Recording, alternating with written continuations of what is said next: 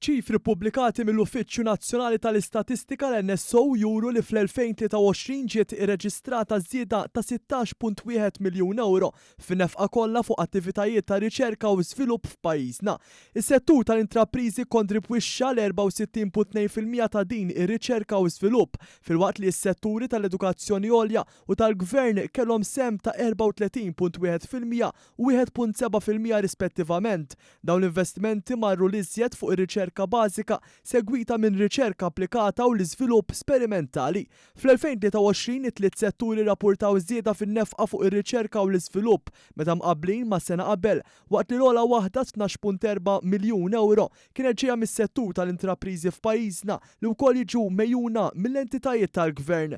Is-settur tal-edukazzjoni għolja rapporta żieda ta' 3.2 miljun euro bil-gvern iżid l-investiment b'9 miljun euro. In-nefqa fuq il-ħaddiema kienet tirrappreżenta l-akbar ammont ta' nefqa jew 69.2%.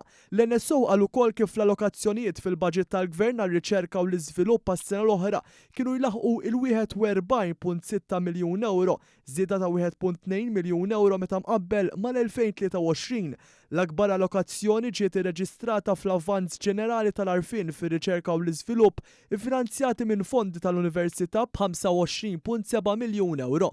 Fl-2023 3460 persuna kienu impjegati f'xogħol marbut direttament ma' riċerka u l-iżvilupp bl-akbarat fis-settur tal-edukazzjoni għolja fejn kien hemm 1773 impjegat, wara jiġi s-settur privat b'1635. In-nisa kienu jlaħqu 37% tal-ħaddiema kollha fir-riċerka u l-iżvilupp.